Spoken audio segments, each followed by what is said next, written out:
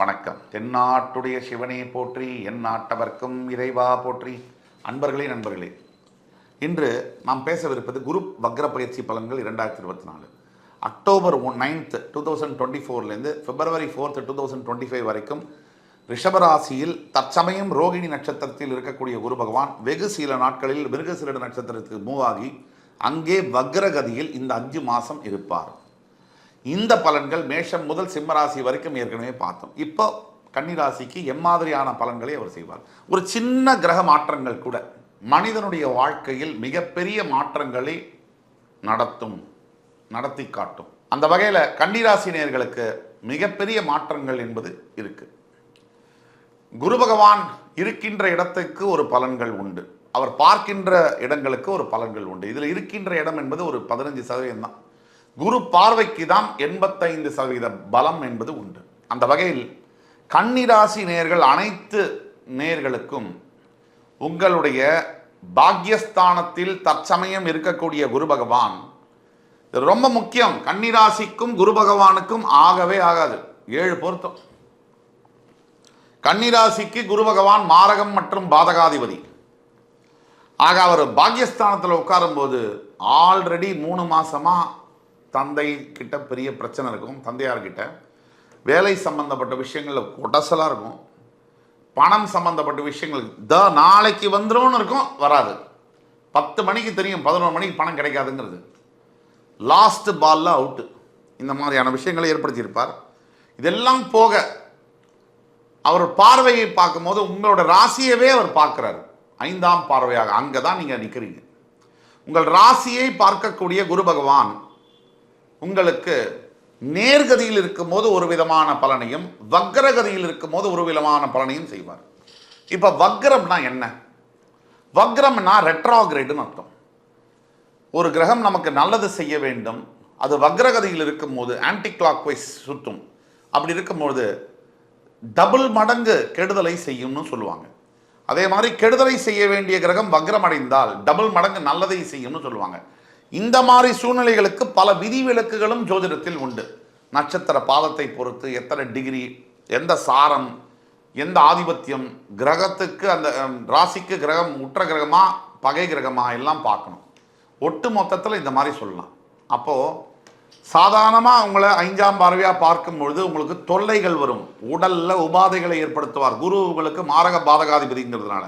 ஆனால் வக்ரகதியில் பார்க்கும்போது இப்போ அக்டோபர் 9th 2024 அப்புறமா உங்களுடைய உடல் சம்பந்தப்பட்ட டிசீஸ் வியாதிகள், மிகப்பெரிய வியாதிகளாக இருக்கட்டும் இல்லை சின்ன வியாதிகளாக இருக்கட்டும், அதையெல்லாம் குணமாகும், சத்தியமாக குணமாகும். 4ஆம் தேதி பிப்ரவரிக்குள்ள உங்களுக்கே தெரியாமல் உடம்புல இருக்கக்கூடிய பிரச்சனைகள்லாம் வெளியில் வரும்.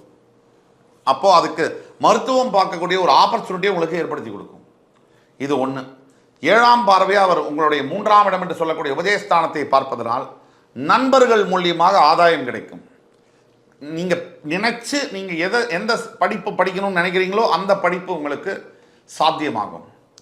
நீங்கள் உங்களுடைய சகோதர சகோதரிகள் மூலியமாக மிகப்பெரிய பலன்களை எதிர்பார்க்கலாம். ஒரு ஹெல்ப், ஒரு வேலை கிடைக்கணும், வேலை மாற்றங்கள் நிகழும். அந்த வேலை மாற்றங்கள் உங்களுக்கு பாசிட்டிவாகவும் ஃபேவரபிளாகவும் இருக்கும். அவருடைய 9ஆம் பார்வை மூலியமாக உங்களுடைய 5ஆம் இடத்தை பார்ப்பது தான் உங்களுக்கு ஜாக்பாட்னு சொல்லலாம். பூர்வ புண்ணியத்தை பார்க்கும்போது அது புத்திரஸ்தானமாகவும் இருப்பதனால் பல வருஷங்களாக கல்யாணமாகி புத்திரபாகியம் இல்லாதவங்க நிறைய பேர் இருக்காங்க. இந்த குரு ஏன் புத்திரபாகியத்தை கொடுப்பார் அப்படின்னா, எல்லா ராசிக்குமே அவர் புத்திர காரகன். யாருக்கு பசங்க பிறந்தாலும் அது குரு பகவானுடைய ஆசீர்வாதம் இல்லாமல் பிறக்க முடியாது. புத்திரபாகியம் இல்லாதவர்களுக்கு என்ன காரணம்னா, ஏதோ ஒரு பாவ கிரகங்கள் 5ஆம் இடத்தோடு தொடர்பு கொண்டிருக்கும். அந்த 5ஆம் இடத்தோடு சனி, செவ்வாய், ராகு போன்ற பாவ கிரகங்கள் தொடர்பு கொள்ளும் போது புத்திர பாகியம் என்பது தடைபெறுவதற்கான சாத்தியக்கூறுகள் மிக மிக மிக மிக அதிகம். இதுதான் காரணம். இந்த குரு பகவான் உங்களுடைய 5ஆம் இடத்தை பார்க்கும்போது கோச்சார ரீதியாக உங்கள் பிறவி ஜாதகத்திலேயே புத்திர பாகியத்தில் பிரச்சனை இருந்தாலும் குருவுடைய பார்வை கோச்சார ரீதியாக வரும்போது அவர்களுக்கு கூட புத்திர பாகியம் வரக்கூடிய வாய்ப்புகள் உண்டு. அதுதான் சொல்லணும். இப்போ கன்னிராசி நேயர்களுக்கு 9th அக்டோபர்லேருந்து 4th பிப்ரவரிக்குள்ள குழந்தை பிறப்பு சம்பந்தப்பட்ட புத்திரபாகியத்தை தரக்கூடிய வாய்ப்புகள் நிறைய உண்டு. அது பூர்வ புண்ணிய ஸ்தானம்ங்கிறதுனால ஒரு ஸ்ட்ரகிள் இருக்கு இல்லையா வாழ்க்கையில். பிறவியிலேருந்து இறப்பு வரைக்கும் போராட்டம் தானே, எல்லா ஸ்டேஜ்லேயும் போராடிக்கிட்டே தானே இருக்கும். பிறக்கிறதே ஒரு போராட்டம், எட்டி உதச்சி தான் வெளியவே வரணும். அதுக்கு பிறகு சாப்பிட்றதுல போராட்டம், வேக்சினேஷனு, வியாதிகள், வலி, இதுலேருந்து அழுகுறோம். மறுபடி படிக்கிறதுல போராட்டம், உடம்பு சரியில்லாமல் போகுது, ஸ்கூல் மாற்றங்கள், சிலபஸ்ஸு, எக்ஸாமு, டெஸ்ட்டு, பேப்பர்னு அதில் ஒரு போராட்டம். அதையெல்லாம் முடிச்சு வெளியே வந்தால் நண்பர்களோட தொல்லை. மச்சான் அந்த பொண்ணை லவ் பண்ணலையா, இந்த பொண்ணை லவ் பண்ணலையா, இந்த பையனை லவ் பண்ணலையா, அந்த பையனை லவ் பண்ணலையா, இந்த பிரச்சனை. இது முடிச்ச அப்புறம் சரி வேலை வாய்ப்பு போய் தேடினா இங்கேயும் வேலை கிடைக்க மாட்டேங்குது. அந்த வேலை வாய்ப்புகளை தேடி தேடி மனுஷன் நொந்து போய் அதில் ஒரு போராட்டத்துக்கு பிறகு வேலை கிடைச்சா சரியான கல்யாணத்துக்கு பொண்ணோ பையனோ கிடைக்கல. அதெல்லாம் முடிஞ்சு சரி எதையோ கூடோ குருடோ மூணோ முடமோ ஏதோ ஒன்று கல்யாணம் பண்ணி பார்த்தா அந்த கல்யாணத்தில் 10,000 பிரச்சனை, பூதம் கிணறு வெட்ட கிளம்புற மாதிரி அது கிளம்புது. அதுக்கப்புறம் புள்ள குழந்தை அதை காப்பாற்றுறதுக்காக ஓட போய் சர்வைவல் மோட்லேயே சம்பாதிச்சோமா. ஐயோ, நம்ம 2 வகையான ஜனங்கள் உண்டு இந்த உலகத்தில். ஒருத்தர் தான் கடனை அடைப்பதற்காக தன் செலவுகளுக்காக சம்பாதிப்பவர், அவர் எப்பவுமே ஏழையாகவே இருக்கார். மற்றொருவர் தான் பணத்தை சேர்க்க வேண்டும், கோடீஸ்வரன் ஆக வேண்டும் என்று சம்பாதிப்பவர், அவர்களுக்கு மிகப்பெரிய அளவில் சாதிக்கக்கூடிய வாய்ப்புகள் தன்னாலவே அமையுது. இதுதான் உண்மை. இதில் 2 வகையான who is rich, people who want to earn for their living, not living, well-being அப்படின்னா அவர்கள் மிகப்பெரிய கோடீஸ்வரர்களாக மாறுகிறார்கள். people who want to earn for their debts were always poor. இது காரணம். இப்போ இதெல்லாம் தாண்டி பசங்களை படிக்க வச்சு இந்த காம்படிஷனில் ஒரு சில நம்ம பசங்க படிக்க வைக்கிறோம், அந்த பசங்க நம்மளை கவனிக்க மாட்டேங்குது. அதெல்லாம் பார்த்து கல்யாணம் பண்ணி வச்சு போனால் வயசான காலத்தில் இருக்க இடம் இல்லாமல் எதுக்கு தான் பிறந்தோம், எதுக்கு படித்தோம், எதுக்கு இவ்வளோ வேலை செஞ்சோம், எதுக்கு வாழ்ந்தோம், எதுக்கு பேரம் பேத்தி அதுங்களை கூட பார்க்க முடியாத சூழ்நிலை அப்படிங்கிற மாதிரியான அமைப்பில் வாழ்க்கை ஒரு இடத்துல நிற்குது. திரும்பி பார்த்தா எதை பெற்றோம் எதை இழந்தோம்னு கேள்விக்கு பதிலே தெரியாத அளவில் இருக்குது.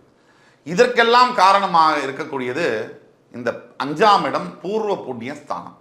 ஒரு மனிதனுக்கு பூர்வ புண்ணிய ஸ்தானம் சரியாக இருக்குமே ஆனால் அவர்கள் எந்த நிலையிலும் எப்பேற்பட்ட தடை வந்தாலும், எப்பேற்பட்ட எதிரிகளுடைய தொல்லை வந்தாலும், எதிர்ப்புகள் வந்தாலும் அதையெல்லாம் தவிடுபொடியாக்கி ஜெயிக்கிறார்கள். அந்த வித்தியாசத்தை ஏற்படுத்தக்கூடியது 5ஆம் இடம். அந்த 5ஆம் இடத்தை குரு பகவான் பார்ப்பதனால் கன்னிராசி நேயர்களுக்கு 9th அக்டோபர்லேருந்து 4th பிப்ரவரி வரைக்கும் ஒரு கோல்டன் பிளாட்டினம் பீரியட் அப்படின்னு சொன்னால் தப்பில்லை. ஆக இதை பயன்படுத்தி கொள்ள தீர்வு என்ன? முதல் தீர்வு எல்லா ராசிக்கும் சொல்கிற மாதிரி குரு பகவானுடைய காயத்ரி மந்திரத்தை உச்சாடனம் செய்யணும். ஓம் விருஷபத் வஜாய வித்மஹி கிருணி ஹஸ்தாய தீமஹி தன்னோ குரு பிரச்சோதயாத். இந்த மந்திரத்தை 101 முறை தினம் சொல்கிறோம். அதே மாதிரி வியாழக்கிழமை தோறும் ஏழை எளியவர்களுக்கு உதவி செய்வது, மஞ்சள் வஸ்திரத்தை தானம் செய்வது, இது 2வது தீர்வு. 3வது தீர்வு, இன்னொரு முக்கியமான தீர்வு என்னன்னா, படிக்க காசு இல்லாமல் கஷ்டப்படக்கூடிய ஏழை மாணவர்களுக்கு கல்வி காரகனான குரு பகவானுக்கு திருப்திப்படுத்துறதுக்காக அவர்களுக்கு கல்வி சார்ந்த உதவியை செய்ய வேண்டும். உங்களால் முடிஞ்ச உதவிகள், படிப்பதற்கு, நோட்டு புஸ்தகம் வாங்குறதுக்கு, school admission fees, school fees, இந்த மாதிரி உங்களால் எது முடியுமோ அதை நீங்கள் செய்யும் பொழுது உங்கள் வாழ்க்கை மிகப்பெரிய அளவில் பரிமளிக்கும் அப்படிங்கிற சந்தேகமே தேவையில்லை. ஸோ இது அத்தனையும் உங்களுக்கு கண்டிப்பாக பயனுள்ளதாக இருக்கும் இதை இம்ப்ளிமெண்ட் செய்யும் பொழுது. ஆக என் அன்பினும் மேலான கன்னிராசினியர்களுக்கு மறுபடி உங்களை அத்துணை பேரையும் இதைவிட அற்புதமான தகவல்களுடன் சந்திக்கும் வரை உங்களிடமிருந்து விடைபெறுவது உங்கள் சுபாஷ் பாலகிருஷ்ணன். நன்றி, வணக்கம், வாழ்க வளமுடன்.